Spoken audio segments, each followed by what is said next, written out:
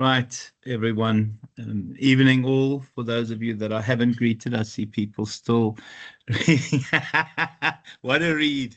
Yeah, no, and I just wanted you to glance at it, Mondley. So when I think of authenticity and I think of inauthenticity, the definition of inauthentic is Donald Trump. I'm not going to pick on Joe Biden. I think he was too old when he got elected, and I think the brain had already started slowing down. How's it, Mavishan? Had already started slowing down, and I think the truth is he was not the right person. But I suppose that's the best they had at that particular point in time. So I love the the the reality of all the good parts of the economy are his doing, and all the bad parts are Joe Biden's economy. Now, the truth is, an economy is a single entity comprised of many elements impacting each other. You can't separate, oh, the good parts are me from the bad parts of Biden. Any comments about this? And we'll tie it back into authenticity in a second. Well, that's exactly, Tashila, the reality. And I think when we think of poor leadership, today I saw something on CNN, and I try and watch a bit of CNN and also other news channels so that I'm not so completely clueless what in terms of what's happening in the world. But I saw on CNN today that there was a question that should Trump run for a third time. Now, obviously, the Constitution doesn't allow it, but I think he tends to ignore the Constitution as a suggestion, not as the ultimate rule of law in the land. And 27% of Americans still believe he should run for a third term. I just assume, and I've got to be so careful because I'm being recorded and somebody will be offended, but I'm pretty sure that comes from the South, where your mother is your aunt, where your cousin is your sister, because you can't be that naive to believe that he is still an option, although the Constitution doesn't allow it. So yeah, 73% obviously said don't be insane. Any comments on that? That people are so blinded by this individual, and I'm not going to say charisma, but obviously somebody somewhere thinks he's charismatic, that some people still believe he is the ideal for a third term. And again, with the rider. Sorry, Georgia Jade.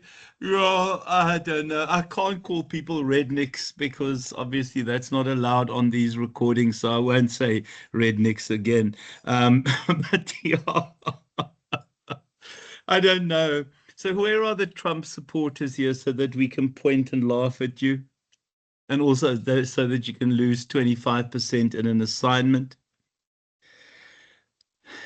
So if we look here very quickly, I mean, it is a wonderful read. But I just find this, the anomalies and the anomalous nature of this individual, and people just poking fun and pointing out the truths.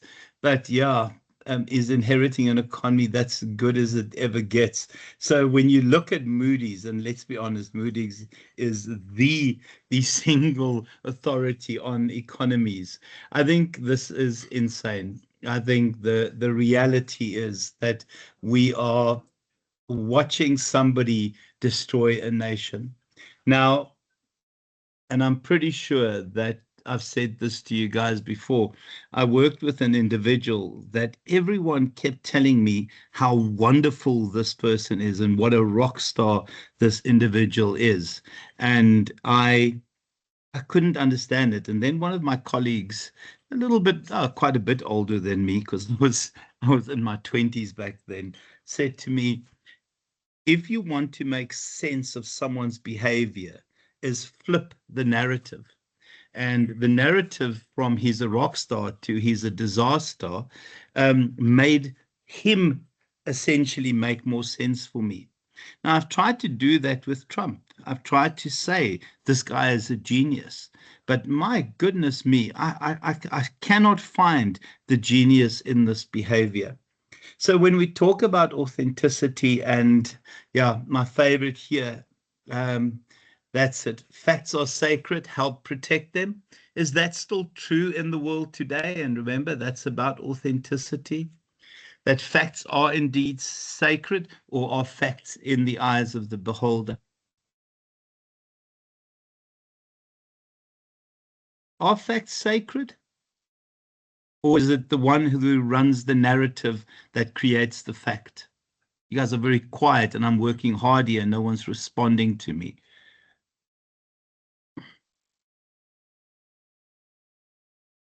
Are facts that sacred? Yeah, I think I think it's the eye of the beholder, and the narrative and the person who controls the narrative is what we consider fact. Barack Obama once said that with 24-hour newsreels where you'll see a single item presented 24 times, um, yeah, well, that's also true, Georgia Jade, where a news item is presented 24 times in a 24 hours reel. Even if it's false, by the time you've seen it the 24th time, it becomes the truth. And that's the concern about social media. And again, this idea that this person has a significant following in terms of social media. Right. So to pick up from where we were previously, I think we spoke about, oh no, I finished that slide. So when we look at a model of, absolutely, finding them have become very, very difficult. I know that, and I was so worried that I've said this stuff before because I lecture quite a lot, but I know that Facebook have fact checkers and will have certain items that they'll stop from appearing. But they've now redefined under Mark Zuckerberg, and because they're trying to curry favor with Trump, they've now changed their definition of what they consider to be factual. So it's this new definition, you don't have to be 100% accurate. I mean, it's J.D. Vance that created or manufactured the story that yeah, Haitians were eating pets. And he then said, yes, no, it's not true. But if I have to get people to focus on the American citizen and their plight, I will make up stories. And I'm thinking, this is insane because that was presented as a fact. And it was clearly a lie. Maybe I'm just having a moment tonight, guys. So when we look at this specific model, I think, well, it is a populist appeal to Sheila, but one of the dangers with this whole populist approach is that being a populist doesn't give you any skills. I remember when we transitioned from Mandela, who was our Moses and possibly way before your time. I think some of you might not even have been born then. But when we transitioned from Mandela to from Mbeki, so we had our Moses. We needed that person that would take us through the transformation. And if you're a Christian, you'll understand the idea of the promised land. And the promised land was this new South Africa. And in terms of this new South Africa, the supposed rainbow nation, the supposed rainbow nation. Sorry, guys, I'm sitting in the. You'll hear some noises in the background. My apologies. So he was our Moses, and then Mbeki arrived, who was there to take advantage and capitalize on the renewed interest in investing in South Africa. Now we know that he was an economist, and I might be speaking under correction, but I think he has a master's in economics. I'm almost 100% certain. Somebody can just verify that for me. And we did really well. And then Zuma, the populist, happened. And we know where South Africa went under the populist. Populists are incredibly dangerous. They're intensely dangerous because they're not there because of a particular competency. They're there because of their ability to, yeah, I'm just going to say BS. Go, Maveshan. On that topic of populace, there's a lot of these influencers that's also going around. I saw a few on TikTok. I can't get the actual names of them. Actually, scrolling through TikTok right now, trying to find the guy. But his following is like some crazy number of about 1 million followers, and it's got to do with America and all the topics that he argues with, and he does it at majority of the campus sites. So it's the younger generation that he is interacting with that follow him for his popularity and obviously go by what he says. And together with that, his opinion of Trump was no, oil prices are come down, and the mitigation of income tax is something that he's working with. And yeah, his reaction to Trump was very positive from the ongo. Yeah, well, the truth is, it's Trump. The tax breaks will be for the wealthy, will be for the billionaires. The fact that oil prices are down is because OPEC and Russia are increasing their output, and we know that when you increase supply, the price of oil will come down. So it's not anything to do with Trump. It's a decision that's so removed from Trump that is such a naive look at what Trump is there for. He's not there for tax breaks. He's there for tax breaks for the rich. Now he's thinking is if we can get the rich to pay less tax, they'll invest more and their business will employ more, etc. It's got nothing to do with tax breaks for the poor. Sorry, Maveshan. No, 100%, because what they're seeing right now is a temporary measure of what he can and cannot control for a period of time. At the further down the line, a lot more is going to happen that's going to be different. I mean, Canada has already realigned their piping through Iran to supply China with the supply that was originally supposed to go to America. With regards to the income tax, recession is almost through the roof. So I don't know how he's gonna, if he does mitigate that, they're still gonna suffer on the food costs of things. Major industries are moving out. Ford is already almost done with the construction in Mexico of the infrastructure to start manufacturing from that side of the world. So a lot is going on there right now, and Trump is the cause of majority of everything that's leaving America. But also, if OPEC and Russia increase their oil output, America's oil becomes less valuable. So if they want to export oil, they get next to nothing for it. So all of these things are interrelated. But thanks for that, Miveshan. So, guys, when we look at authenticity, I think the reality is that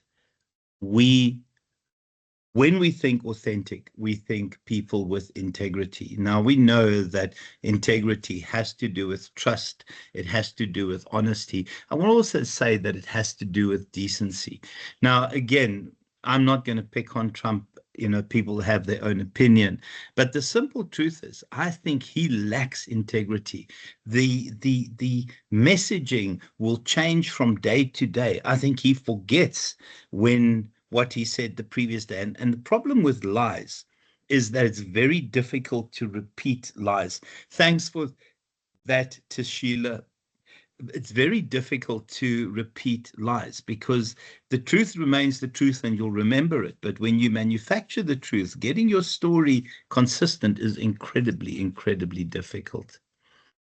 So in terms of this theory, there are a couple of things that we see that go hand in hand. And it's a wonderful, wonderful example of what authenticity is. So we know that in terms of what we've already discussed, that we have the authentic leader, and it's that self-awareness. It's that idea that this person knows what his values are, knows what he stands for, etc. And then secondly, and remember I spoke last week about how, or the previous time, oh my gosh, it's been 3 weeks. Previously, when I spoke about how this mirrors very much the idea of emotional intelligence. So these people are emotionally intelligent, but you're able to self-regulate. You're able to control your emotions. You are honest in terms of your behavior. And then in terms of authentic followership, it creates same kind of followership, the same kind of individuals that aspire to that kind of behavior. The kinds of things that impact that would always be your personal history, but also certain trigger events that will see you act in a particular way. The one time we see how valuable authentic leaders are is when there's a crisis. Authentic leaders and crises go hand in hand, and they have this ability to magically manage those crises. And then just your organizational climate, and you can see the kind of things that will contribute to authenticity and people experiencing authenticity. I love this climate. Now, remember, climate is how culture is experienced. So we know what culture is. That culture is the idea of the personality of the organization, the way we do things around there. But organizational climate is my individual experience of the culture. And you can see the kinds of individual experiences that there are. Can I just ask, as an aside, who has an organizational climate like that? Who experiences, let me ask it in a properly framed way, who has experiences such as that in terms of their own organizational climate? Because if you do that, you work for a good organization. Who has a climate experience that would refer to those terms? Wonderful, Kira. But I mean, that's the kind of stuff. And remember, what happens on this call stays on this call. Tashila, wonderful, amazing. Who doesn't have that? Who works for a climate experience and experiences the climate the opposite way to that? Because if you do, you need to move on. And I know jobs are scarce and it's easy to say, but it will literally destroy you if you work in a climate that is different to that. And all of that brings out these follow outcomes. And I think trust is the essence of any part of an organization. The moment you lose organizational trust, you've lost your employees.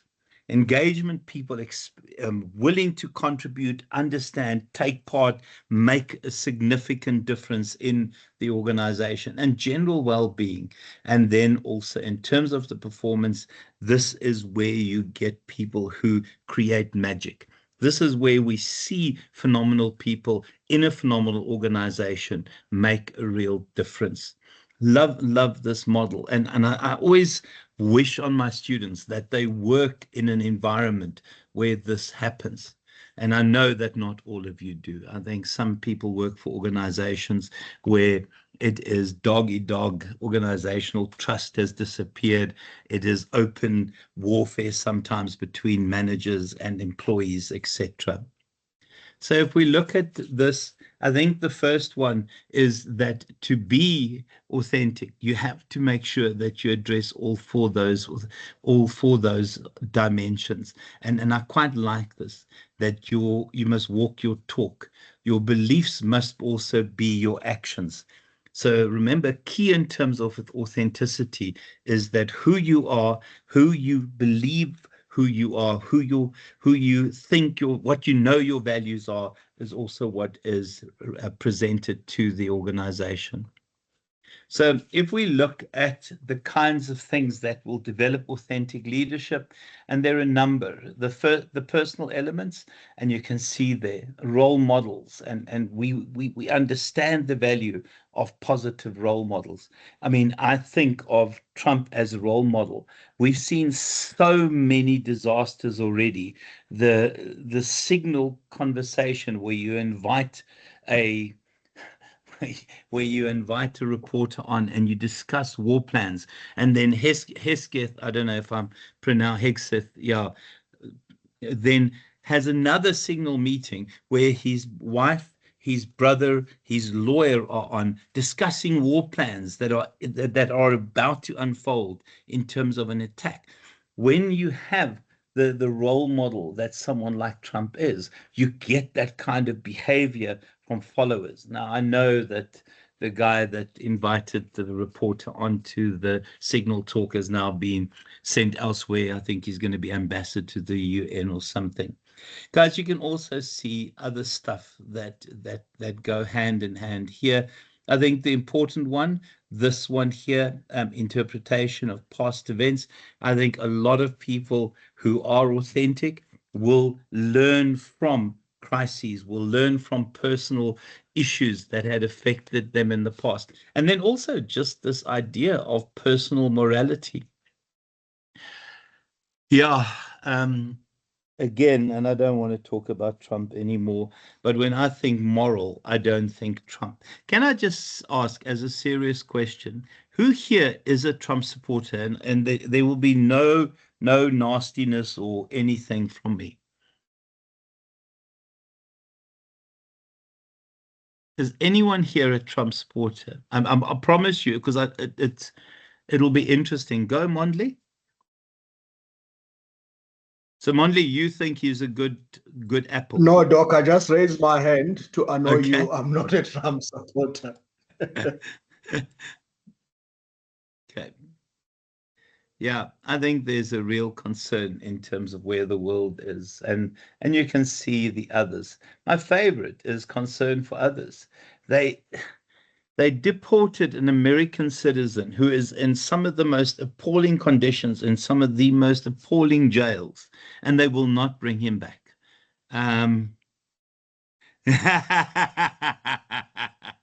Yeah, yeah. That doesn't make me very authentic, though. But that's also true, guys. And you can see some of the other stuff there. Oh, and the other thing, yeah, no, I'm not going to go through that again. Guys, so from there, we look at ethical leadership, and you've heard me mention this term before. We live in a world where we have a crisis of ethics.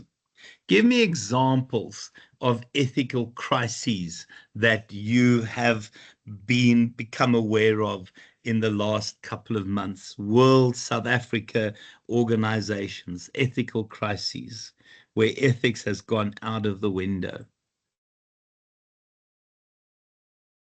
where we've seen a clear lack of ethics. And we'll move away from Trump. It's enough about Trump now. In South Africa,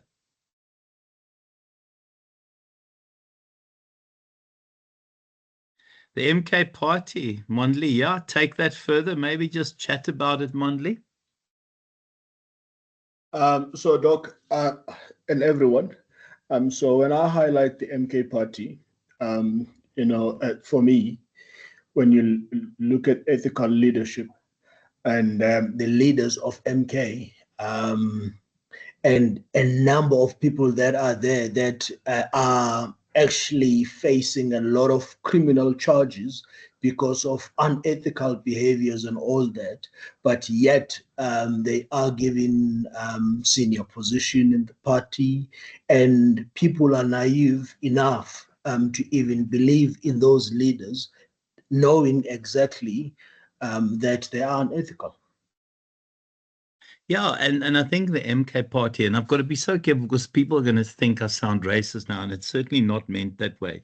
But whenever you say it's not, then I suppose I am being racist.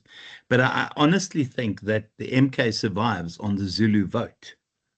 Mondley, comments about that? Is Masondo Yeah, I think Zulu? so. I think so, Doc. I actually did a bit of research. It's unfortunate that this is recorded, but the MK party was a right wing that some people from the ANC had to come up with, because they realized that ANC had lost so much support from the Zulus, which went back to IFP. And then they sort of looked at what can they do differently so that all those members that are no longer voting for ANC that had went back to IFP. Yes, it is more tribal. You're spot on. I'm not being racist. I'm a Zulu. I'm from KwaZulu Natal, deep rural, but the reality is the reality. Yeah, it is. Mofokeng, Sechaba, agree with that? Because Mofokeng is Zulu, isn't it? No, Nah, it's so true. I'm so true, dog. But yeah, I agree with you and Mondi that it's mostly based around tribal lines. It's yeah, very tribalistic and yeah. It's disturbing. It's very Mm. disturbing. Yeah. Treatment of taxpayers versus non-taxpayers. Guys, if we look at the amount of corruption in South Africa and how people who are corrupt simply get, and my apologies for the term, redeployed. It's almost that if you are aligned with to certain political parties, you cannot ever steal enough to not be redeployed or not get another job. So we see corruption, and to me, corruption and the lack of ethics go hand in hand. So when we talk about the idea of what is a good leader, yeah, absolutely. If we look at what is a good leader, I think we generally would talk about it being those two elements, the idea of moral and morality and being effective. So when we say a good leader, we always have a picture in our mind, but generally that picture would have those two elements linked to it. If I say who is a good leader, who would you guys type in here? Would you consider to be a good leader? Who is a good leader? Not eye of the beholder stuff. When we, from an objective perspective, and it's very difficult to be objective when we talk about leadership, who is a good leader? In South Africa, who is a good leader? Globally, who is a good leader?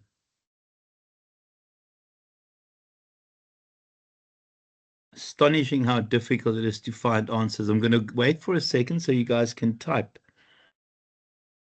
Modi, yeah. There's some suspicious stuff around Modi. Yeah, there's some suspicious stuff around Modi. I don't agree with Modi. Sachaba, there's some, there's some suspicious stuff around Jinping as well in terms of the treatment of his own people. Hey, Putin, don't be silly, Maveshan. Isn't it I think that astonishing? Yeah, go, Sachaba. yeah, I think just how the country is just being run from just outside, and when you get to have the feel from inside and just how it's been run, I think one would actually appreciate it, just that kind of leadership, right? How Okay, China is being run and just how everything works. Yeah, I think that kind of leadership is actually required because how he also holds his own leadership accountable. It's it's it's yeah, it's really like something, yeah, that we need actually in our own like government, because corruption is intolerable. That side, if you absolutely. stuff No, up as a 100%. government official, you out, Yeah. regardless of your position. And yeah, I In think China, that's they'll the kind of leadership execute you, that we boy. need. Exactly. And everything just works, like how he just connects from like with the community poor up until like, um the people like your higher class, just how everything just works. It's yeah, it's just amazing. So I think yeah, he's just one of those leaders that I'm quite fond of. Okay, very, very cool. Tell Mhm. us who Nayib Bukele is, Kira. Maybe just unmute yourself.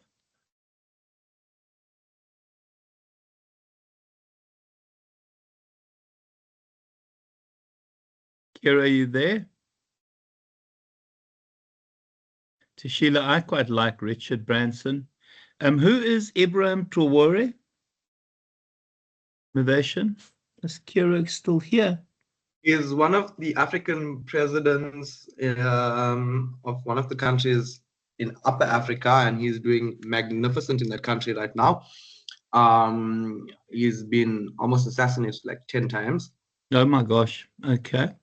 Yeah, he's rebuilding the country's economy, he's rebuilding the country's infrastructure, he's getting support from North Korea to prevent bullying in his country, from supporting presidents in and around the area, and he's doing a lot for the country. They even have a currency now. Okay, boy, I'll actually look that up. Oh, sorry, Kira. Yeah, but we've got, what, 20, 30 people on this call? Out of 30 people, we have, what, 5 responses to that? Is it really that difficult? And why is it that difficult to find the kind of names that we would normally put into that?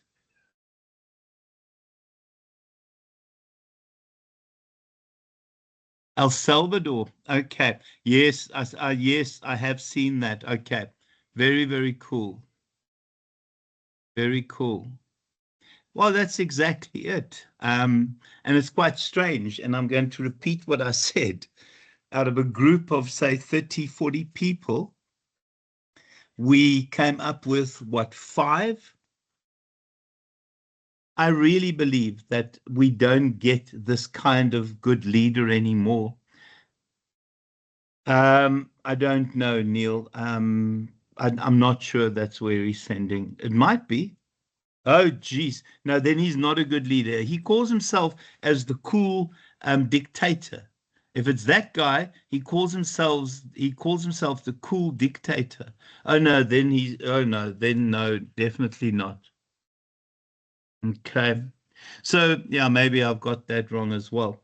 Guys, so it's strange that we can't find those names, and I think that's where we are in the world.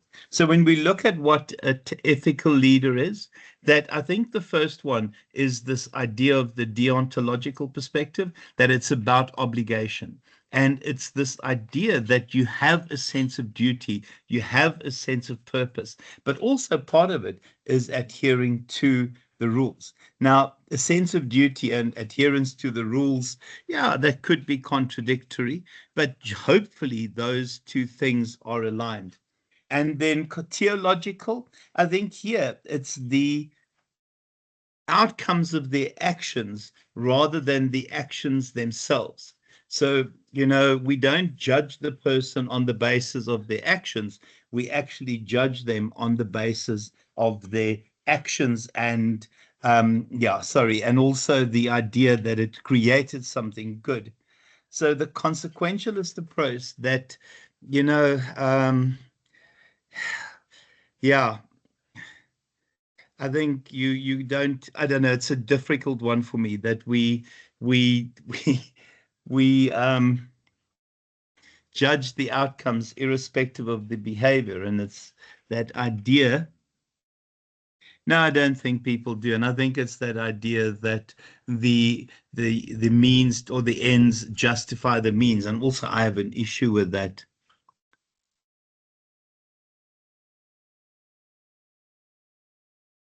So there are elements of him being good, and I think that's part of the imperfection side of it there, guys. Okay, so in terms of the idea of the character of the leader and this idea of the moral person, moral manager, I think first of all the moral person is that individual whose levels of morality essentially would suggest decency, which suggest ethicality. And again, I would hope that all of you on this course would consider yourself a moral person. What makes you a moral person? And I'd like to hear from people who haven't spoken yet. What makes you a moral person? Because I would hope that all of you have high levels of morality. Is it decency? Is it the fact that people trust you? Is it integrity? Is it about values? Is it about paying attention to your principles? Or is it the fact that we live within the laws of the land and the general culture and laws of and morals of a society, and we just adhere to those? Because that also is questionable. And then the moral manager, I think this is where you have somebody who tries to get to levels of ethicality in an organization. The truth is there are many ways of making money, but doing it ethically is a real challenge.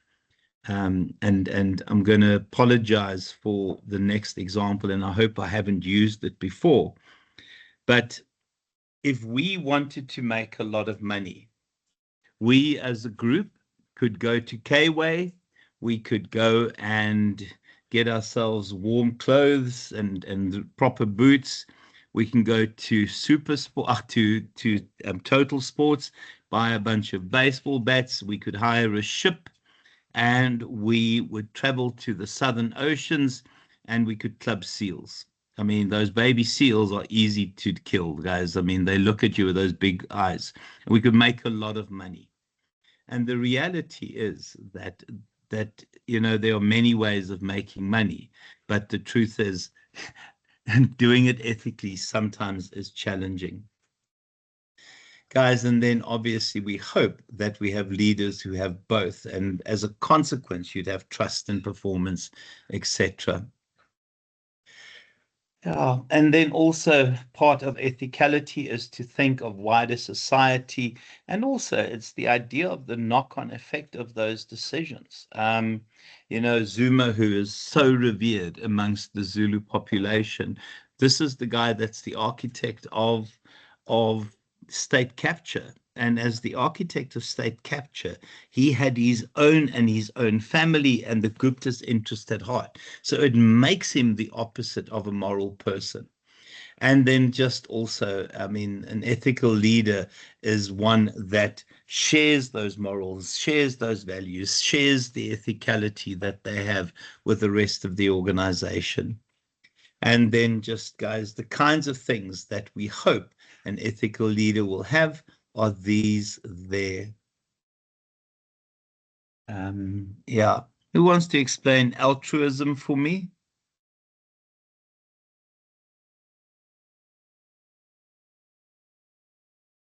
Who wants to explain altruism for me?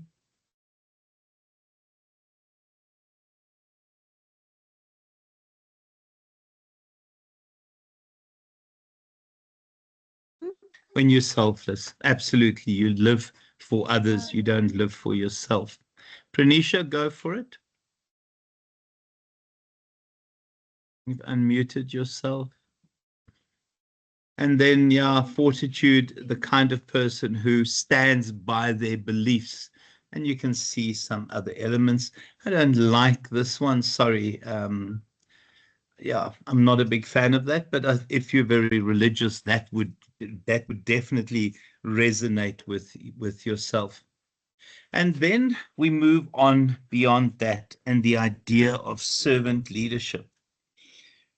Who was a prefect at school? Who here was a prefect at school? Okay, Yashna. Okay. Kira. Okay. Jaden, Georgia Jade. Nice, guys. Tashila as well. Akil, Sechaba. That's very impressive, guys. That's very, very impressive. That's a big number of us. Hey? Now, if you were not, it's not the end of the world. But from what I remember in terms of my sons, and my oldest went on prefect training, but he was at Maritzburg College. They base it on the views of the students or the votes of the students. But they had a bit of servant leadership training, and I understand from my other prefects that it was always part of their own training to become a servant leader. Now, the thinking behind servant leadership is that it's not about you. You are of lesser importance. It's that leading from behind, and your own achievements are completely irrelevant. It's the achievements of the group and the fact that that group gets acknowledged for those achievements. It's a very, very different view of the world. One day I taught this to my master students, and they were offended by the term servant. Surely, servant isn't an offensive term in that context. Because if you are religious, you're a servant of the Lord. And I shouldn't talk religion, guys, because I am not. You learned it in Scouts. Very cool, Mondley. Sure. I'm not particularly religious, so I shouldn't really comment too much about religion. But servant leadership for me is a lovely idea, the idea that you become fulfilled through the achievements of your group. And we can see the kinds of things. Hey, I think the first one, it's about serving. So it's not the fact that you're the leader. It is about serving the interests of others. Sorry, guys, I'm going to cough quickly. Oh, I love that, Kira. I love that staying. Love your little comment there. I might steal that for future, okay? And then, yeah, I think it's about the needs of others, and also I think it's the followers and their achievements and how they grow and how they're able to shine. And it's not about the leader. The leader takes a back seat. I think it's a lovely way. And remember, the idea of leadership is to influence people so that they can perform at incredibly high levels. And how else? Oh my gosh, very cool. Well, yeah. I love that. Sorry. And it is a wonderful Bible verse. And having a favorite Bible verse, I know that you are religious as well. So in terms of servant leadership, other bits and pieces, I think the first one is that we often see it when you impact the poorest in society. These are the kinds of individuals. And when we think of a servant leader, immediately, and I know that she's now Saint Teresa, but Saint Teresa is very much that kind of servant leader, who made sure that the poor of the poor died with dignity on the streets. I mean, I also think, and again, I'm not Catholic, but I was incredibly fond of our current Pope, or the Pope that has just passed away. And just these instructions around his funeral and his burial, and this need that everything has to be simple, and that no money. Um, Wonderful, wonderful, Georgia Jade. Nice as well. But his ideas that not a lot of fuss should be made in terms of his funeral, and wanting an entry-level basic casket. He was a wonderful human being as a servant leader. Any other examples, guys, of servant leaders? I've only come up with two, Sister Teresa and Teresa, sorry, and the Pope that had just passed away. Other examples? Mandela, servant leader, I think he was. Yeah. And then just, I think the truth is, this is not about self-interest. It's not about yourself. Gandhi as well. Thanks, Neil, for that. 100% Gandhi. It's about others. Now, all of this, it's the opposite to what America has become. It's about me. It's about I'm in charge. I take decisions. Sachaba, I don't know who that is. Do you want to just do a brief explanation for us, Thomas Sankara? Yes, he was the former president of Burkina Faso in the Okay, late 70s, 80s. Yeah, I think he was succeeded by, I don't know who mentioned it, Ibrahim Torre. So yeah, okay, he was okay. he was very modest. He had a small car, drove around with it. He had minimal security, and then yeah, he just lived amongst the community when he was president. So yeah, he was Yeah, just a okay. modest president during his tenure. Very cool. Maveshim Ibrahim, I don't know who that is.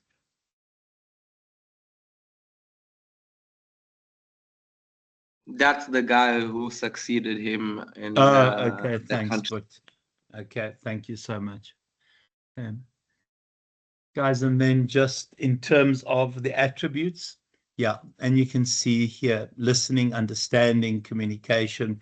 I read a quote, and I'm not going to quote it perfectly, but a wise man listens more than he talks. We have 2 ears and one mouth. So really good leaders, servant leaders, listen more than they talk. And then just also the idea of when things get tough, when you think you've become the center of attention, is to withdraw so that you could allow people to shine. And then acceptance and empathy, understanding the emotions and the feelings and the crises that people go through. And this idea of intuition, it is this sense of the unknowable, a sense of understanding what is wrong with individuals, what will work, without having a set of rules or standard operating procedures to do that. Yeah, and then just other bits, awareness. I think this sense that we have a clear understanding, or a servant leader has a clear understanding of how the past affects the present and how the present affects the future, and is able to connect those in terms of positive experiences. And then persuasion, yeah, can get people to do certain things without being out front. It is that getting people to understand, getting people to buy into ideas. And then healing, and I mean, this is an important one.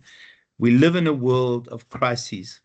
Every single person on this call has been knocked down more than once. Part of healing is building resilience.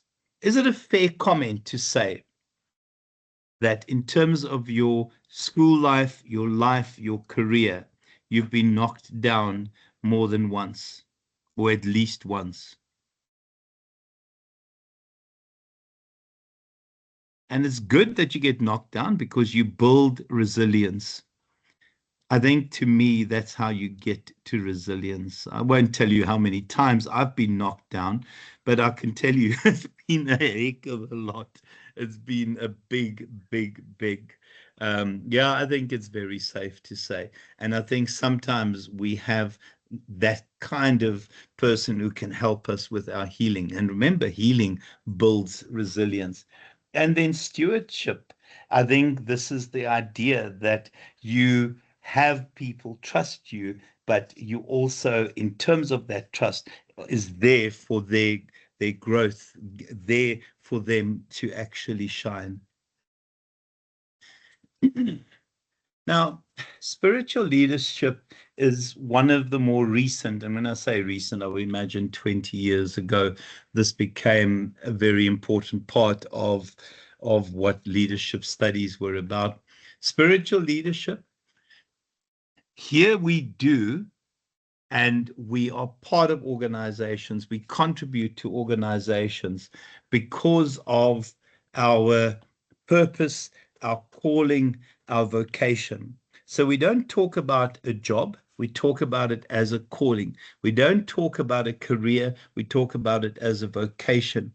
And often when we see people who work in NGOs, we can see a real sense of spiritual leadership, because you work in an NGO, or you become a social entrepreneur not because you want to make big money, but simply because it is a calling. And I think it's this idea that you have this sense of meaning, getting people to understand the bigger picture, and how the bigger picture is important in terms of the lives that we affect through our organization.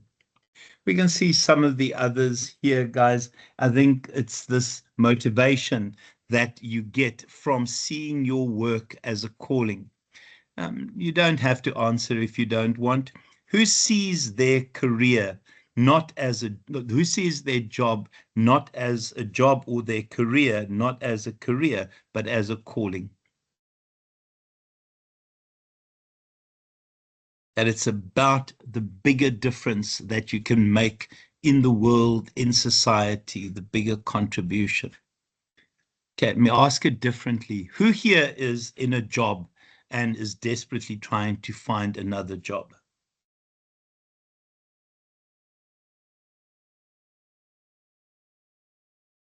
Who is in a career? Yashna, do you want to explain? If you don't want to, Maveshan, yeah, no, well, I think so as well. Who is in a career? There's lifelong commitment to a particular skill set. Because I think that's where most of us are. And then who has, who sees their contribution at work as part of a vocation, a calling.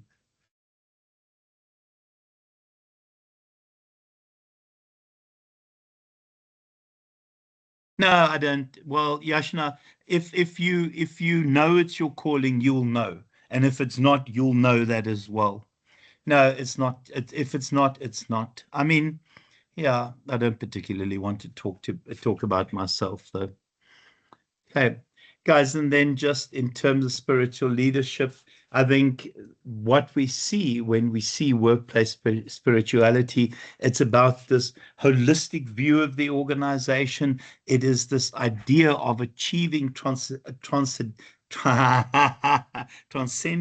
through your work, because your work is a calling. You serve a bigger purpose. And I also think that people have a real sense of engagement, wanting to make a difference, because this is something that is important. This is, Gift of the Giver is a wonderful example of that.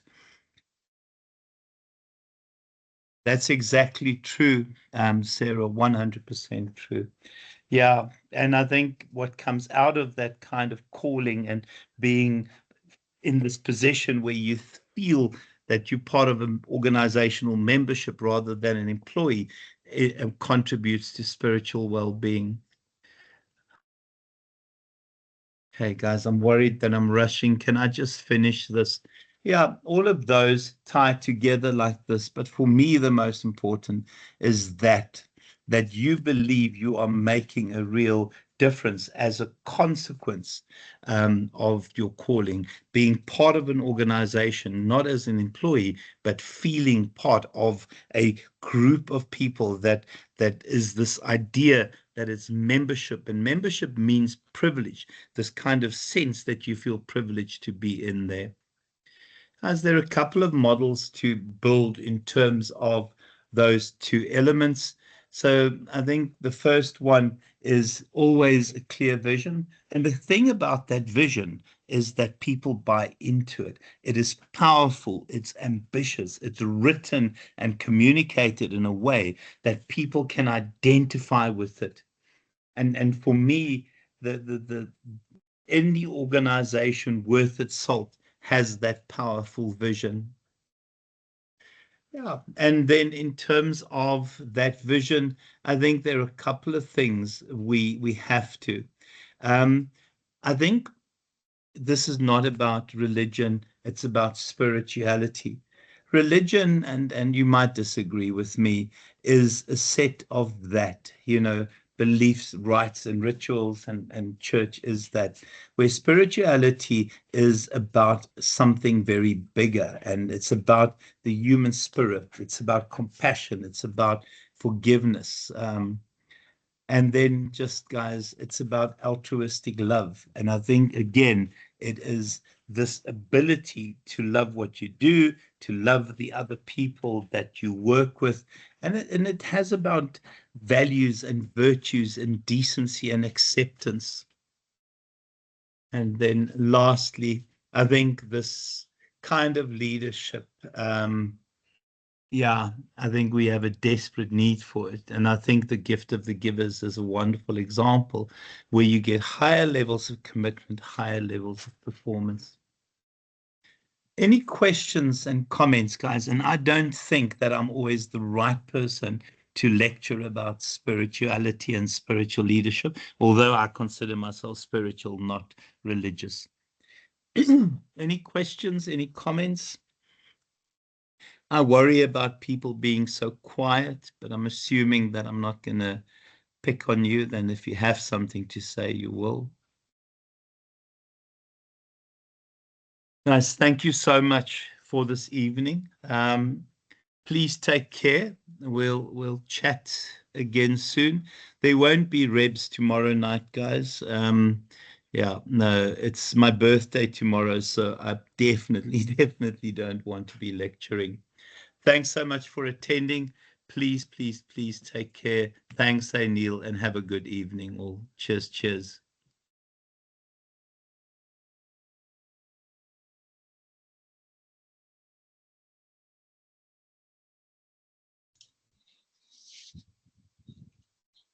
Go to Sheila. Hi, Doc. Sorry, I just have a question. It's regarding our group assignment that we're submitting on, I think it's Thursday.